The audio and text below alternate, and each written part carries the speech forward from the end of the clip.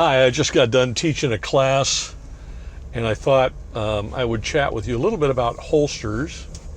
Sounds like a strange thing to do in my truck, partially because I thought I'd talk about this partially because I had a friend the other day that said, I miss your truck videos. And I was like, what do you mean truck videos? I don't shoot videos about trucks. He was like, no, the ones you do from your truck while driving. Okay, so I thought, okay, well, I'll stick the camera up here. We'll talk about holsters, because holsters are a subject that comes up a lot in concealed carry courses.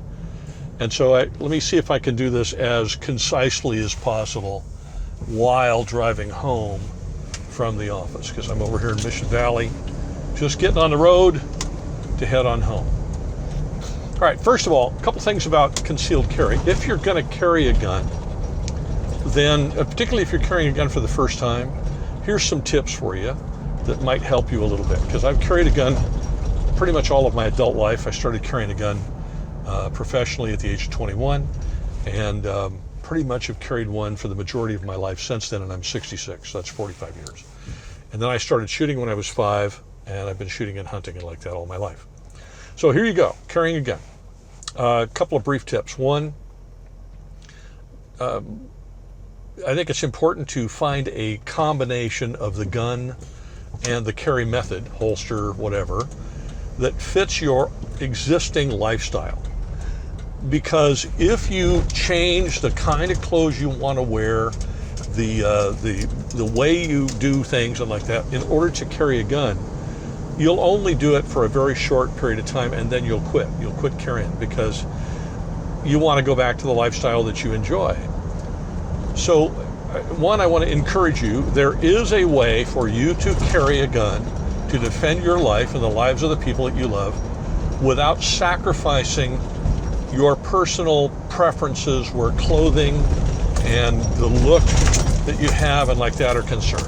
You just have to figure out what it is, but there is one, okay? So where carrying a gun is concerned, one size doesn't fit all, not even close. It's a very individual thing. In fact, I would say you want to kind of change your way of thinking from carrying a gun and think more along the lines of wearing a gun. I don't carry a gun, I wear one. And so if you think about it that way, then the gun and the manner in which you're attaching it to your body become an extension of your garment, not something you're lugging around like a backpack, okay? So if you think about carrying a gun, that's something you're lugging around. If you think about wearing a gun, that's something you put on along with your other clothing. So you're wearing a gun, and you want to find a way to wear the gun as an accessory, if you want to call it to that, to the way that you already dress. That's number one. That means that the choice of the gun and its size and the choice of the method of carry are going to be dictated by whatever your lifestyle is, rather than having your lifestyle dictated by the fact that you're carrying a gun. If you do it the other way, as I said, if you let the gun affect your lifestyle, you're only going to carry it for a short time, you're going to get sick of it, you're going to stop doing it. So that's the number one thing I would say right there. The other I would say is that you want to be, my suggestion is that you be open to alternatives and carrying in different ways. For example, you may change the way you carry depending on what you're doing, and you might do it sort of on the fly. An example would that be today, right? So today I'm teaching, and I'm not teaching at the moment, but I have been, and I've been carrying a small handgun because the weather in San Diego right now is very nice. It's not quite warm enough for shorts, and it's not quite cold enough for a heavy shirt. It's right in the middle where, you know, jeans and a t-shirt, perfect. Well, jeans and a t-shirt, you got a t-shirt, it's kind of difficult for me at my age to adequately conceal a handgun under my t-shirt and be comfortable. I can do it, but whatever method I choose is going to be uncomfortable. And so I don't want to do that, because if I do that, then I won't carry. Now, I realize, I think I've heard Clint Smith, I'm not picking on Clint Smith, he's a knowledgeable guy, but I think I've heard him say that years ago, that concealed carry is not supposed to be comfortable, it's supposed to be comforting. I think that's absolutely nonsense. Concealed carry should be comforting, but it also needs to be comfortable, or you won't do it. Now, some people will do it even if it's painful because they're gun aficionados and they're passionate about carrying and being prepared for the alien invasion, the zombie apocalypse, the riot that they know is going to come someday or whatever. And those are all good things, and I'm not dispelling them. But I'm just going to tell you that having taught the concealed carry course for 20 years, having carried a gun for 45 years, most people who carry a gun are not those people. Most people who carry a gun every day are just people who want to be able to defend themselves and their loved ones, and they're carrying a gun in case of confrontation when they can't otherwise avoid it. They're not looking for trouble. If anything, they're hoping not to find it. They want to have a gun in case trouble finds them, whether they're looking for it or not. And so as a result, it's like having a fire extinguisher in your kitchen. It's not something that you're not passionate about fire extinguishers, but you want one in the kitchen in case you have a fire. That's most folks. And if that's the case, if the gun is uncomfortable, if it pokes you or prods you or it weighs too much or it's pulling your pants down all the time because it's on your hip and it weighs too much or whatever, or it prints and scares people, or it makes you uncomfortable in some other fashion, you're going to stop carrying it. You just will.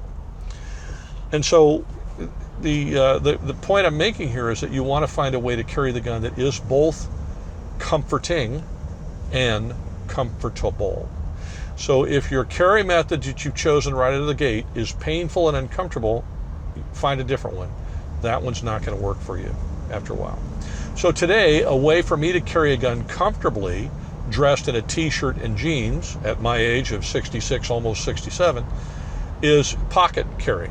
So today I carried a Smith & Wesson, I'm carrying it now, Smith & Wesson model 642 airweight 38 caliber revolver with plus P ammunition in a pocket holster. Now I don't just dump it in my pocket because I want the gun to stay oriented so that I can easily grasp it and draw it first. And the other thing is that the pocket holster is going to cover the trigger guard completely. That's not as big a deal with a double action revolver, but with any kind of auto with a light trigger press, super important. That way you don't poke a hole in your the recreational center or shoot yourself in the leg or whatever. Okay, so having an actual pocket holster that orients the gun properly and covers up the trigger guard is very important. I think the other thing is it also keeps lint and other stuff out of the gun. So just dropping a gun in my pocket, I'm not a fan of that, but pocket holster makes sense. Now, I'm on the road here and I'm driving home, and so is it possible, it's not likely in San Diego, in fact I think it's very unlikely, particularly in the neighborhood I'm in, that somebody might approach my vehicle while I'm in the car and I'd have to be able to get to the gun. Well, it could happen, and trying to get the gun out of a jeans pocket with a seatbelt on in my truck, I mean, it can be done, but it isn't easy. It's much easier for me to get the gun out of a pocket of cargo shorts, so I don't worry about it when I've got it that way, because all I have to do is unsnap a seatbelt and I can get the gun out. In jeans, the pockets are a little tighter, a little harder to do. So when I'm driving home, then I put the gun in an ankle holster. I have a great ankle holster from Galco called the Galco Glove. It is incredibly comfortable, and right now the gun is in the ankle holster. Why? Because my ankle's right here, and I can reach down here and get the gun. It's right in front of me. And so there's a way to keep the gun accessible to me. It's comforting because I know I can get to it, and it's comfortable. It's not poking me it's not on my side, poking me in the ribs, not doing any of those things. So if I'm carrying a small handgun, whether it's the Smith & Wesson M&P Shield or my Taurus Model 85 38 Special or this little Smith & Wesson Airweight, I will generally carry it in a pocket holster if I can, or if I'm in the car, particularly if I'm driving any distance, I have a Galco Glove ankle holster for those guns, and I'll put it there because it's comfortable. When I get home, as I get out of the truck, I'll take it out of there, put it in the pocket holster, and stick it back in my pocket. So sometimes you're going to transition from one mode of carry to another that way because it's comfortable. Now, the other reason I do that is because my truck doesn't have a center console in this vehicle, but even if I did, like in my wife's SUV,